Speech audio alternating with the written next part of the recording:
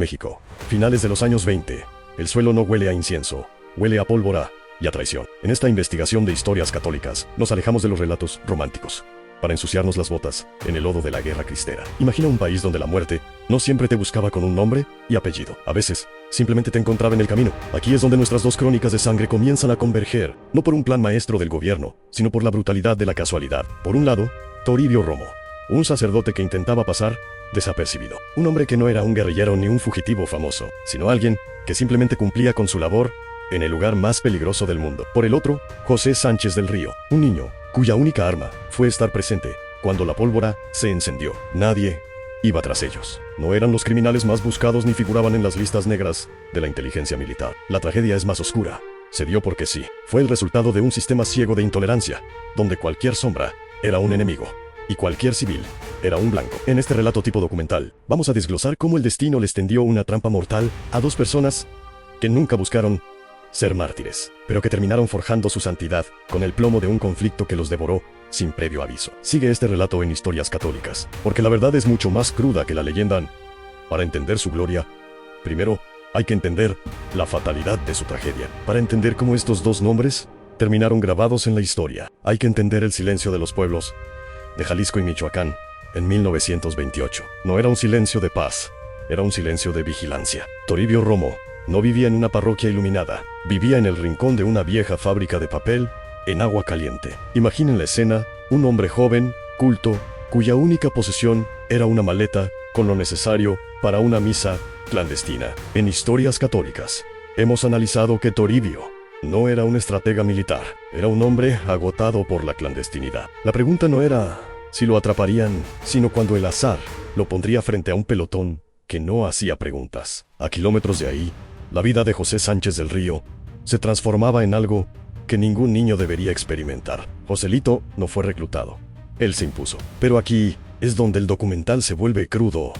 Su papel en el campamento cristero no era el de un soldado heroico de película, era el de un mensajero, un asistente, alguien que veía de cerca la precariedad de la guerra. En este punto de la historia de Historias Católicas, la realidad golpea fuerte. El niño no buscaba el cielo, buscaba proteger lo que creía justo en medio de un conflicto donde la vida valía menos que un cartucho de fusil. ¿Qué pasaba por la mente de un sacerdote que sabía que cada vez que cerraba los ojos podía ser la última? ¿Qué sentía un adolescente al ver que sus amigos y familiares eran colgados de los postes de telégrafo a lo largo de las vías del tren? La tragedia de Toribio y Joselito no comenzó con sus muertes. Comenzó con la pérdida de su normalidad. Estaban atrapados en un engranaje de odio, donde el gobierno federal había perdido la capacidad de distinguir entre un rebelde armado y un niño con convicciones. En Historias Católicas, exploramos ese terreno gris. Las cartas y diarios de la época nos pintan un cuadro de desesperación absoluta. Toribio escribía sobre su deseo de paz, mientras las patrullas militares peinaban la zona.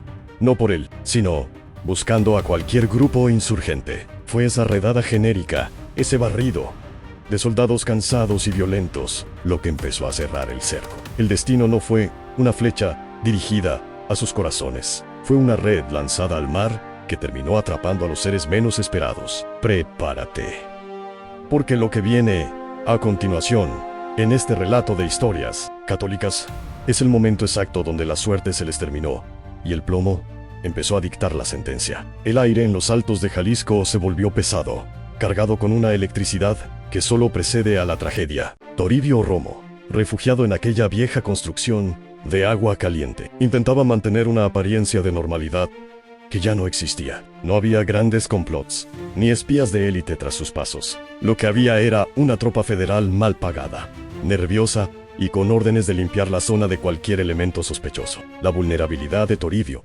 radicaba en su propia naturaleza. Un hombre de paz, en un territorio que solo entendía el lenguaje de las bayonetas. Cada crujido de la madera, cada ladrido de un perro a la distancia. Se sentía como un martillazo en los nervios de un hombre que solo quería servir, pero que el destino estaba convirtiendo en un fugitivo. Mientras tanto, para el joven José, el cerco no se cerraba en una oficina de gobierno, sino en el fragor de una escaramuza polvorienta. No fue una captura heroica digna de un cuadro, fue el caos de la retirada. Su caballo, Ese animal que representaba su única posibilidad de escape, fue el que marcó su fin cuando decidió cederlo a su general, para que éste pudiera salvarse. En ese acto de desprendimiento, el niño Sánchez del Río no solo entregó una montura, entregó su vida al azar de la guerra. Fue capturado entre el humo y los gritos, no por ser una figura clave, sino por ser un rezagado en el momento equivocado. La frialdad de los hechos nos muestra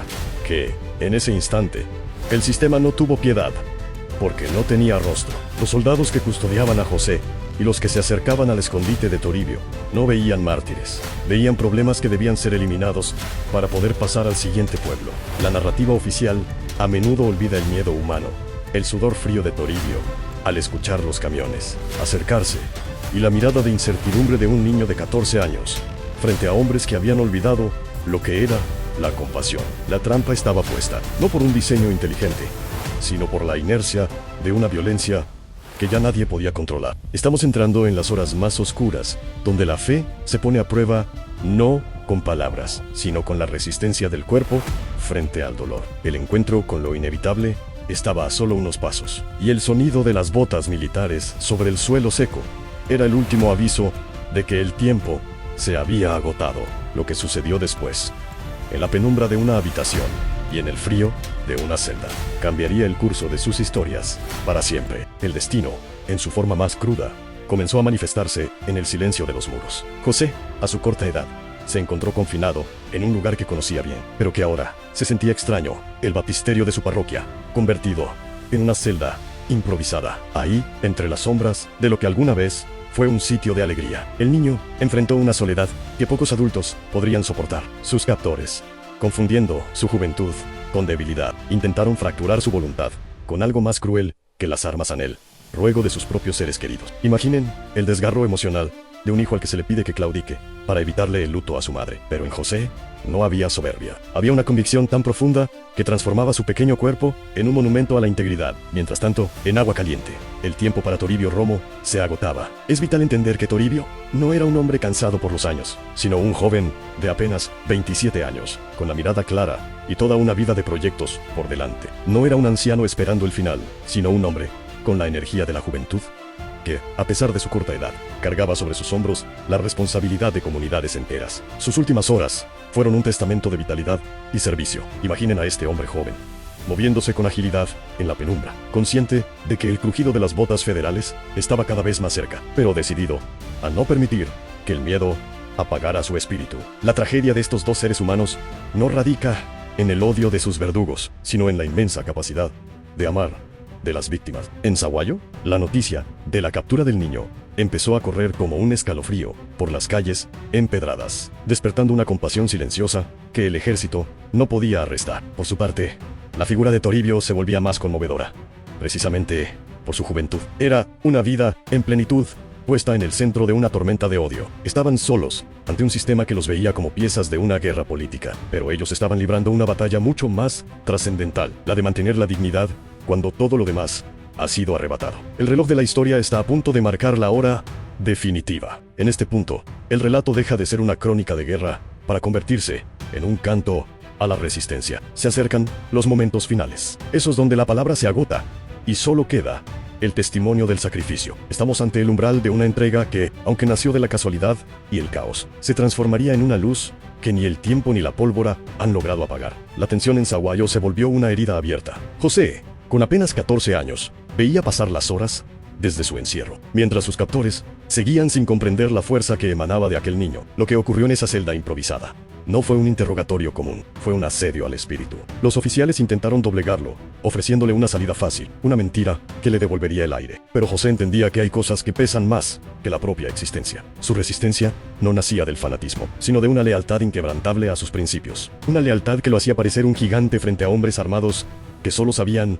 obedecer órdenes. Al mismo tiempo, la madrugada en Agua Caliente se volvía gélida para Toribio Romo. Imaginen a este joven sacerdote, con sus 27 años, y una vitalidad que la clandestinidad no había logrado apagar, despertando bajo el presentimiento de que el cerco finalmente se había cerrado. No hubo una gran batalla, solo el sonido seco de los fusiles golpeando la puerta y el grito de mando que rompió el silencio del campo. Toribio con la serenidad de quien ha puesto su vida en manos de algo superior. No opuso resistencia física. Su juventud, que debió ser su escudo, fue lo que más irritó a quienes lo detuvieron. No podían entender cómo un hombre con tanto futuro por delante aceptaba con tal calma la posibilidad de un final abrupto. El contraste era desgarrador en un niño enfrentando la traición de quienes conocía y un hombre joven enfrentando la frialdad de un pelotón que ni siquiera sabía su nombre completo. En ambos casos, el sistema buscaba un arrepentimiento que nunca llegó. La crueldad empezó a escalar. Para José, el tormento físico se convirtió en una herramienta de presión, mientras que para Toribio, la humillación de ser tratado como un criminal común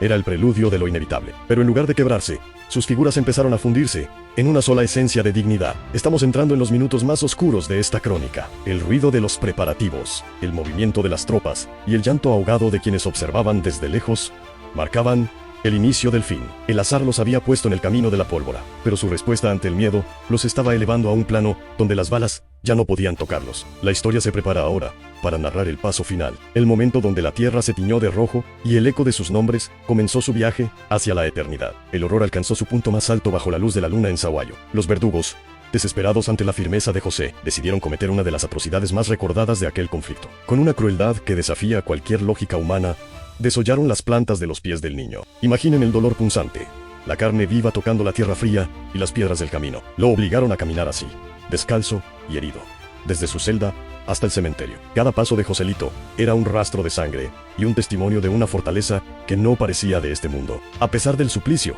de su boca no salieron maldiciones, sino un grito que retumbaba en el silencio de la noche, una exclamación de victoria que sus verdugos no podían silenciar con golpes. Casi al mismo tiempo, en la penumbra de Agua Caliente, el desenlace para el joven Toribio Romo llegaba con una rapidez violenta. Los soldados irrumpieron en su descanso, mientras los fusiles apuntaban al pecho de este hombre, de apenas 27 años. El aire se llenó de una despedida que desgarra el alma. Las crónicas narran que, ante la inminencia del disparo, Toribio mantuvo una serenidad sobrenatural. Sus últimas palabras no fueron de odio hacia quienes le quitaban la vida, sino de entrega total. El estruendo de las armas apagó su voz física, pero en ese cuarto, el eco de su sacrificio quedó impregnado para siempre en los brazos de su hermana, quien tuvo que sostener la realidad de una pérdida que clamaba justicia al cielo. Dos escenas distintas, separadas por la distancia, pero unidas por el mismo hilo de sangre joven. José, llegando al cementerio con los pies destrozados, se puso frente a su fosa, perdonando a quienes lo martirizaban, incluso a su propio padrino que estaba del lado de los verdugos. Toribio, cayendo en su habitación, transformaba un rincón olvidado en un santuario de fidelidad. En ambos casos, el dolor físico fue superado por una libertad interior que sus captores nunca pudieron comprender ni arrebatarles. La tierra mexicana se convirtió, esa noche, en un cáliz que recogió el sacrificio de un niño que no se dejó quebrar y de un sacerdote joven que no abandonó a su rebaño. No eran solo dos muertes más en la estadística de una guerra civil. Era el nacimiento de una devoción que atravesaría fronteras. Pero el relato no termina con el silencio de los fusiles. Lo que sucedió después de que sus cuerpos cayeron, la forma en que sus nombres empezaron a susurrarse en cada rincón del país, es lo que convirtió esta tragedia en una historia de triunfo eterno sobre la muerte. El silencio que siguió a las ejecuciones no fue un silencio de victoria para el gobierno, sino un silencio de vergüenza que comenzó a pesar sobre la conciencia de los verdugos. En Sahuayo, después de que el cuerpo del pequeño José cayera en la fosa que él mismo había visto cavar, algo cambió en el aire. Aquellos soldados, acostumbrados a la dureza del combate, se retiraron con una inquietud que no conocían. Habían visto a un niño caminar sobre sus propios nervios desollados sin soltar un solo lamento de derrota. La sangre de Joselito, lejos de secarse en la tierra del cementerio, se convirtió en una semilla de resistencia que germinó en el corazón de todo un pueblo que, desde ese momento, se negó a olvidar su nombre. En Agua Caliente, el impacto fue igual de profundo. La juventud de Toribio Romo, cegada a los 27 años, dejó un vacío que pronto se llenó con relatos que rozaban lo imposible. Su hermana María, testigo del último suspiro del joven sacerdote, se convirtió en la guardiana de una memoria que no pudo ser silenciada por el decreto presidencial. Lo que el ejército federal intentó enterrar como un simple acto de represión militar, resurgió como un fenómeno de devoción masiva. Toribio, el hombre que solo buscaba pasar desapercibido para servir, se transformó